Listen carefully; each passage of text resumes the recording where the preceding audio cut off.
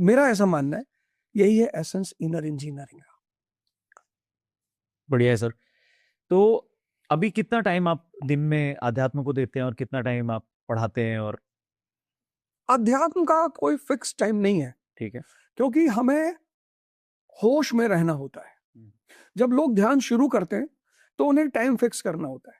अभी जैसे हम जी। शो कर रहे हैं, तो मुझे अपने आप को निरंतर वॉच करते रहना है। Awakening, okay. होश में बोलना है, होश में बैठना है।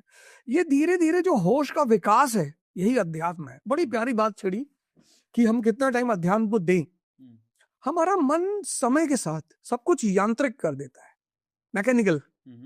जैसे हम जब शुरू में गाड़ी सीखते हैं, कितना कॉन्शियस होकर सीखते हैं, और वहीं जब 5 साल तक हम गाड़ी चला लेते हैं, तो एक समय ऐसा आता है कि हम गाड़ी चला रहे हैं, नाश्ता भी कर रहे हैं, और कुछ लोग एक दूसरे हाथ से कोल्ड ड्रिंक भी पी रहे हैं, क्योंकि सब कुछ मैकेनिकल हो गया है।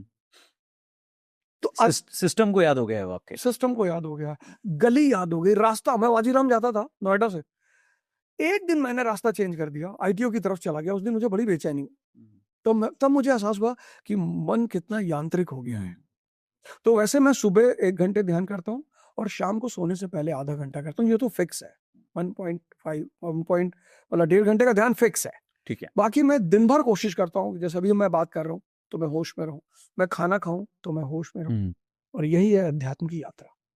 हटा दिए गए कि कोई टैरिफ नहीं है। अमेरिका में जो जैसे चल रहा था वैसे ही चलता रहेगा, जिससे भारत जैसे देशों को, चीन, यूरोप जैसी जगहों को अब फायदा होगा अमेरिका में सामान बेचने से। और साथ ही साथ अमेरिका में भी अब चीजें सस्ती पड़ेंगी, और इसी सब का प्रभाव शेयर बाजार पर पड़ सकता है। जब मंडे को बाजार खुलेगा, हो सकता है ट्रंप तब तक कुछ और ना कर दे, तो बाजार बहुत पॉजिटिवली इसको दिखा सकता है, बहुत पॉजिटिव रूप से इसको दिखा सकता है। कुल मिलाकर सुप्रीम कोर्ट ने अमेरिका के इस पूरे टैरिफ मायाजाल को हटा दिया है। कहा है कि भैया तुम इसके लायक नहीं थे, तुम नहीं लगा सकते थे। साहब कोई बात नहीं, ये होता है। जैसे ही ये घोषणा होती है, कल रात को ट्रंप आते फिर बाहर आते हैं और फिर कहते हैं सुनो भैया, मैं कुछ भी कर सकता हूं, मेरे पास एक बैकअप प्लान है। सुप्रीम कोर्ट अगर मुझे ऐसा कहती तो मेरे पास एक बैकअप प्लान है। इसके बाद कैरोलिना लेविट जो इनकी स्पोक पर्सन है वो बाहर आती है, कहती है कि ट्रंप आ रहे हैं बताने के लिए 12:45 पर। भाई साहब ट्रंप आते हैं बताने के लिए, प्रेस ब्रीफिंग रखी जाती है। प्रेस ब्रीफिंग में ट्रंप प्रकट होते हैं और कहते हैं कि सुनो दुनिया वालों, आज सुप्रीम कोर्ट ने जो किया वो बहुत गलत था। सुप्रीम कोर्ट के अंदर जो जज हैं वो कट्टर वामपंथियों के पालतू हैं, ये देशभक्त नहीं है और ये देश के संविधान के प्रति भी वफादार नहीं है।